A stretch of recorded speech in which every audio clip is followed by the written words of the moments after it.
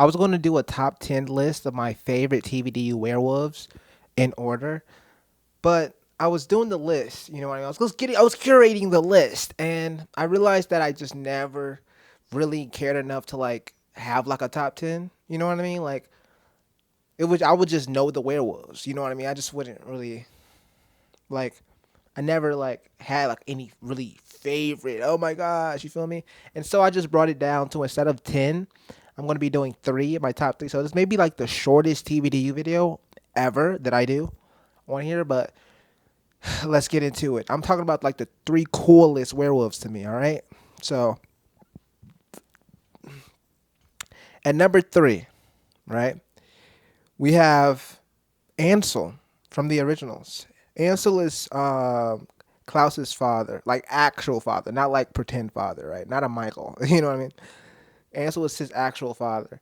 And as soon as he steps on the scene, he's just like the most like I say earnest. He's like the most like genuine person. You know what I mean? That's like ever stepped foot on the originals, to be honest. And he can he what makes him cool though, as being aware of, he what makes him cool is the fact that he is also really well versed in like combat. Like he like knows how to I think like wield a sword and maybe like shoot a bow or I don't know, actually wield a sword, yeah. He knows how to like wield a sword and like fight a lot of people off, you know what I mean? And he's just like a regular werewolf. So to me that was like really cool. And he was like shown to be like really, really good at sword fighting. So that's what made him like he's not just a lot of people are just werewolves, right? I'm a werewolf, so oh my gosh, where my abilities and my strength come from. You know what I mean? My prowess comes from. But with this guy it's different, right? He actually back in his day learned how to scrap, learned how to do this, learned how to do that. Like he was cooking up. For sure, for sure. Let's go to number two. Number two, I gotta go Brady. I gotta go Brady. You know I gotta go Brady. You dig me? He was the main character of Arrow, but that's like such a superficial reason, right?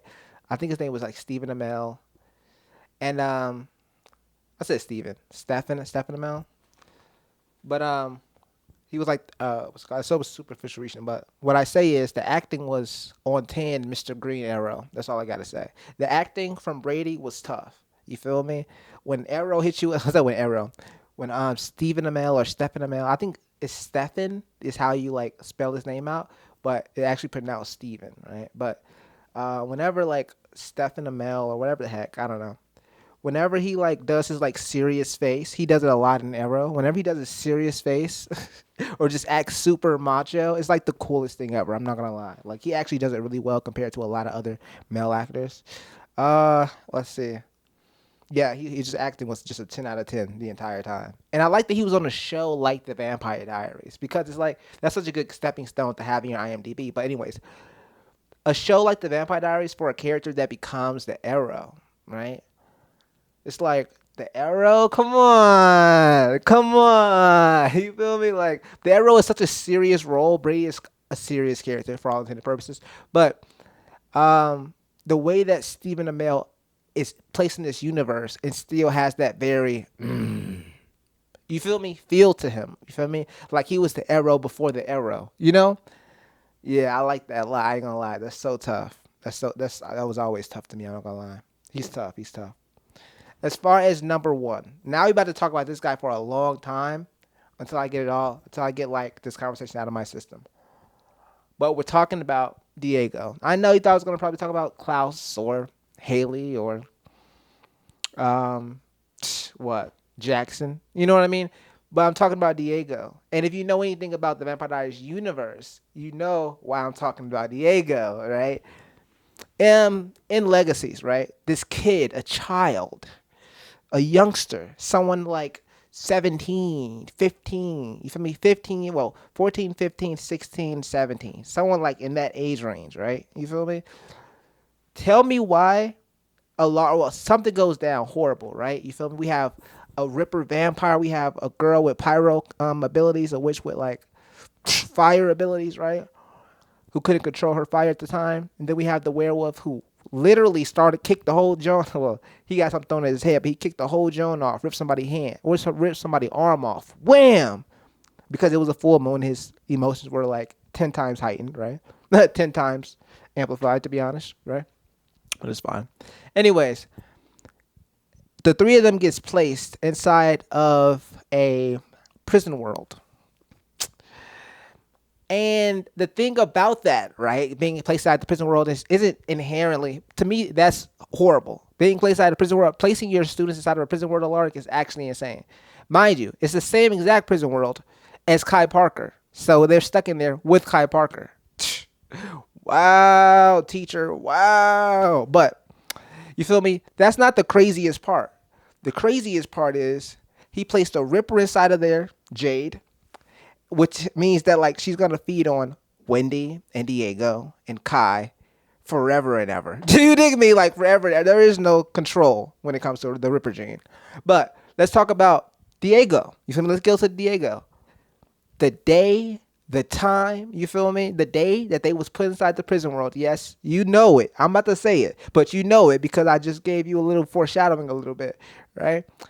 Tell me why the day they placed bro inside the prison world and all of them inside the prison world, it was on the full moon, gang. Yes, gang. Yes, gang. Diego has turned 3,650 times. Do the math. Someone like Tyler or someone like any other werewolf has only turned like 100 times. You only turn like, let me see something really quickly. Let me do some math really quickly. Let's say you live to be like 70, right? 70 times 12, right? Let me see. One time a month. Okay, cool. The average werewolf is only going to turn 840 times in their lifetime. The average werewolf. Mind you, people live up to like 76, 74, 72, whatever the hell. But the average werewolf on average, right? Ballpark John. You feel me? Not even ballpark John. If you live up to like 70 something, you're going to turn only like 840 times. Genuinely. Only 840 times. And that is even a lot, right? Bro was stuck in the prison world for 10 years and turned every single day for 10 years. That is 3,650 times, gang. 3,650 times. 3,650 times. Now let me like multiply how long that is from 840. So 840 is, okay, cool, 840, but like 840 times 9. Okay, cool, 840 times 5. 840 times 4. Bow. That is 4 times over. That's 4 werewolf lifetimes. You see how when I put it into perspective, it gets crazy? You feel me? That is 4 werewolf lifetimes, gang. 3,360.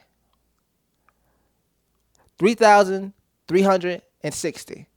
My dog turned 3,650 times. You feel me?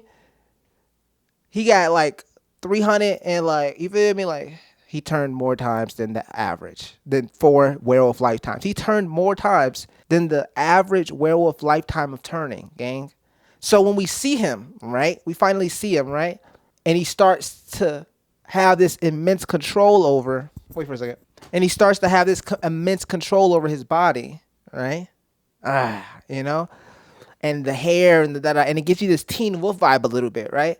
It's the coolest thing ever because now, first off, this is cool in itself, but once you actually make it to like the whole face, it becomes very Teen Wolf-like. It's like you're merging the two universes a little bit because I watched Teen Wolf and now like you're making someone that look almost exactly like a Teen Wolf type of wolf, you feel me, who has fully control over their shift, you know what I mean? The coolest thing about Diego, and I love this so much because I always do this, right? You feel me? That's why when we're talking about an original, not an original vampire, but like an original case study versus a curated case study, right? So let's say like a Diego versus what type of wolf, right? We could say a Diego versus someone who has to, I want to say evolved wolf, but then again, like there was like this whole prophecy around it, right? You feel me? Of like, okay, if we come together, we're going to be dope. You feel me? Is something on my camera? Nah, I'm good. Okay, good. Anyways, but yeah, there's always something more special, something way better to me about the original of something. You feel me? I feel like a lot of people has that sentiment, but some other people have the sentiment that like, oh my gosh, the originals are just more powerful and stronger and just oh my gosh, more than Silas. Or like the evolved wolves are better than just like a Diego, right? But me personally, I feel like a Diego, you feel me, is way better because it's more natural. You know what I mean? But then again, I do have this situation to where I bring up, but then again, I always say I would like to be a natural sidekick. That would be tough, even though even though an immortality spell created sidekick was able to destroy Bonnie's mind mentally, even though she has part psychic within her. You know what I mean? It just wasn't like activated, but she still has it within her. So they still have control over that. So realistically, Silas' psychicness is probably like way better. You feel me? Via like spell whatever is way better than like a normal psychic. But it's fine though. That's fine. Um, and how do I know that, right? What's the comparison to that? Because Sybil, right, a naturally born psychic, you feel me, turned siren, right? Turned siren, right? Was a like couldn't even get inside of Bonnie's mind. You feel me? She never tried to get inside of Bonnie's mind. Like it just wasn't happening. She never tried that, John. Anyways, meanwhile, like Silas was able to like erase Bonnie's mind, all type of stuff to Bonnie. You feel me? Mentally. While mind you, she has a psychic gene within herself. But it's fine though. Even if it's unlike activated or not, she has it within herself. He was able to still do all that stuff to her. Even in season one, they hint at her being a psychic, like really heavy. But it's fine though because there's premonitions about it, right? Premonitions of it all. Anyways, whatever. But yeah, that's my whole thing. Diego is so tough. Diego is so tough. No one speaks about Diego either. No one. You feel me? No one knows about Legacies, so they don't speak about Diego. No one knows about. No one watches Legacies, so no one speaks about Diego. But Diego is the greatest werewolf that we've ever seen. You feel me? Over Klaus Maxon, over Hope, over Haley, over whoever else, way over Jackson. Yeah, way over Jackson. Diego's my dog. I ain't not gonna lie. Diego's my dog. And like what makes him over these other people, like I said, is his full blown control over every ounce of wolfness within him. Like real rap. Subscribe for more yap sessions, more in-depth yap sessions like this, to be honest. And that's about it.